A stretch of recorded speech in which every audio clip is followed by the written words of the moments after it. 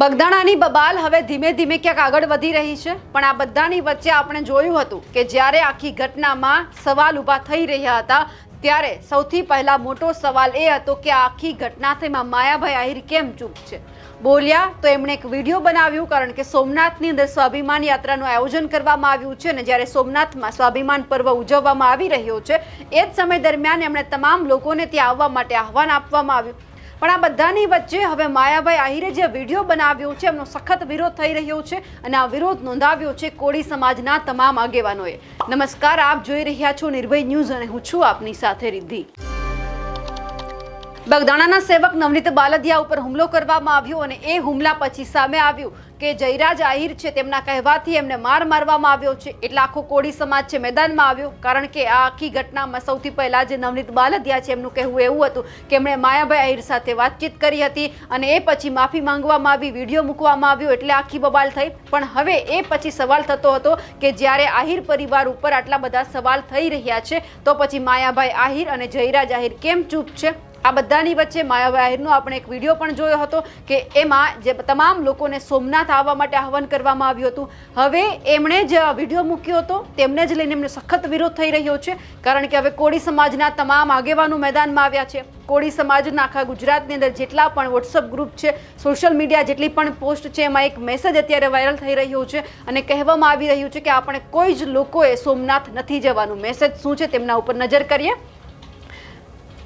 જે અત્યારે ઓલ ગુજરાત કોળી સમાજનો આ ગ્રુપ છે, એમની જે આ વોટ્સઅપ ગ્રુપની અંદર જે આખો મેસેજ વાયરલ થઈ રહ્યો છે કે આજે સવારથી લઈને અત્યાર સુધી સોમનાથ આજુબાજુના અને રાજકોટ, જસદણ, ઉપલેટા, ધોરાજી, ગોંડલ, જેતપુર, પોરબંદર, ગીર સોમનાથ, મહુવા, બોટાદ, ગઢડા, ગારિયાદર, જેસર, વેરાવળ, ઉના, તલાલા, કોડીનાર, તળાજા, શિહોર, રાણાવાવ, જાફરાબાદ, જામનગર, ધ્રોલ, અમરેલી, સાવરકુંડલા, રાજુલા, ધારી, બગસરા, લાઠી, બાબરા, વિસાવદર, કેશોદ, બરવાડા, પાલીતાણા, ઉમરાળા, શિહોર, ભાવનગર, જુનાગઢ, કેશોદ, પોરબંદર, છાયા, પાલીતાણા, ઘોઘા તાલુકા અને જિલ્લાના ગામડાઓના કોળી સમાજના જેટલા પણ સરપંચો છે એમની સાથે વાત થઈ અને તેમના દ્વારા એક ખાસ નિર્ણય કરવામાં આવ્યો છે કે સોમનાથ દાદાના 100 વર્ષ પૂર્ણ થાય છે. આવું કોળી સમાજના ગ્રુપની અંદર આજે આ મેસેજ છે એ વાયરલ થઈ રહ્યો છે કે સનાતન ધર્મ, હિન્દુ ધર્મ અને કોળી સમાજ માટે ગર્વની વાત છે. પરંતુ તેમાં માયાભાઈ દ્વારા જે આમંત્રણ આપવામાં આવ્યું છે, માયાભાઈએ જે આમંત્રણ આપતો વિડીયો મૂક્યો તો તેમનો વિરોધ છે કે આ આમંત્રણ આપવામાં આવ્યું છે તેમનો અમે વિરોધ કરીએ છીએ.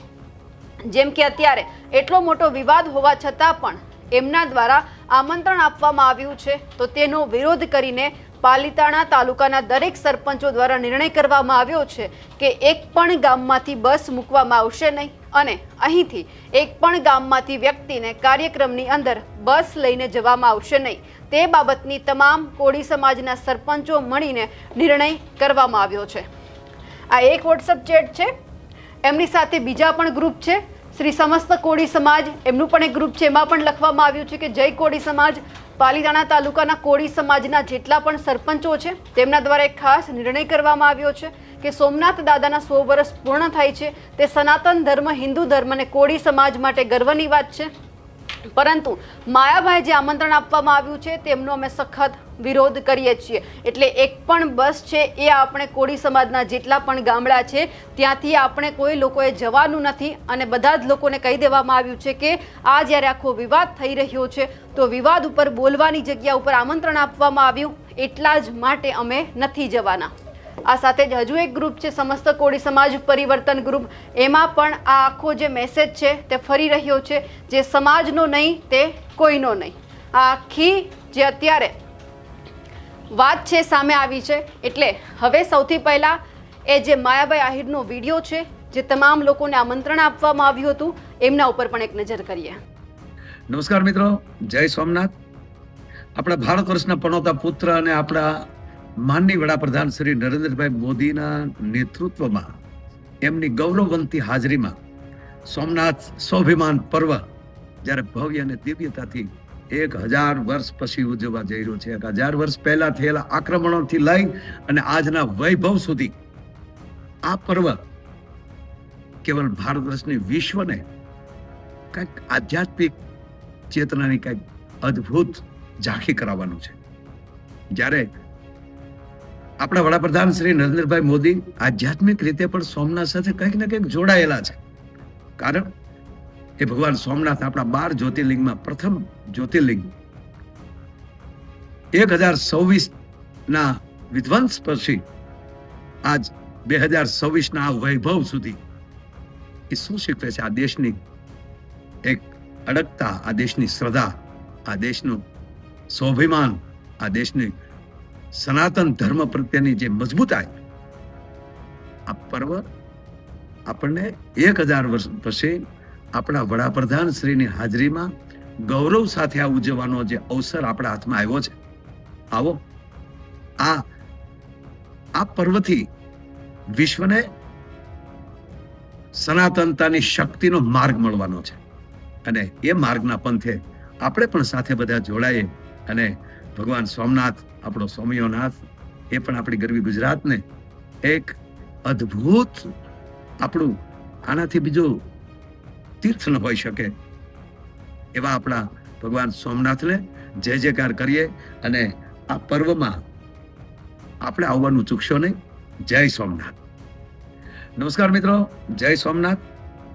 આપણા ભારત વર્ષના પનોતા પુત્ર અને આપણા માનનીય વડાપ્રધાન શ્રી નરેન્દ્રભાઈ મોદીના નેતૃત્વમાં એમની ગૌરવવંતી હાજરીમાં સોમનાથ સ્વાભિમાન પર્વ જ્યારે ભવ્ય અને દિવ્યતાથી 1000 વર્ષ પછી ઉજવવા જઈ રહ્યો છે. 1000 વર્ષ પહેલા થયેલા આક્રમણોથી લઈ અને આજના વૈભવ સુધી આ પર્વ કેવલ ભારત વર્ષની વિશ્વને કંઈક આધ્યાત્મિક ચેતનાની કંઈક અદ્ભુત ઝાંખી કરાવવાનું છે.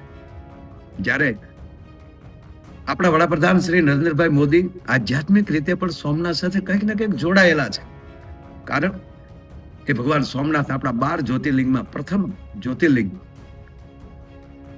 1026 ના વિધ્વંસ પછી આજ 2026 ના વૈભવ સુધી એ શું શીખવે છે? આ દેશની એક અડગતા, આ દેશની શ્રદ્ધા, આ દેશનું સ્વાભિમાન, આ દેશની સનાતન ધર્મ પ્રત્યેની જે મજબૂતાઈ, આ પર્વ આપણને 1000 વર્ષ પછી આપણા વડાપ્રધાન શ્રીની હાજરીમાં ગૌરવ સાથે આ ઉજવવાનો જે અવસર આપણા હાથમાં આવ્યો છે.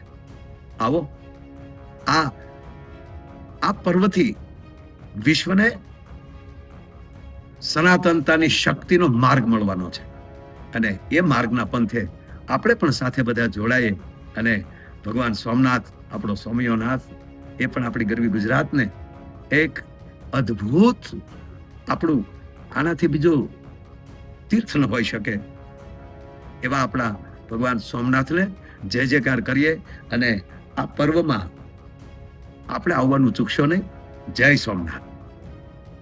પણ આ બધાની વચ્ચે હવે સવાલ થઈ રહ્યો છે કે જો માયાભાઈ આહિરે આ રીતે વિડીયો ન બનાવ્યો હોત તો આજે કોળી સમાજના તમામ આગેવાન છે સોમનાથમાં પણ જાત. પણ હવે જોવાનું છે કે જાય છે કે પછી આ વિરોધ છે હજુ પણ આવતીકાલે યથાવત રહે છે.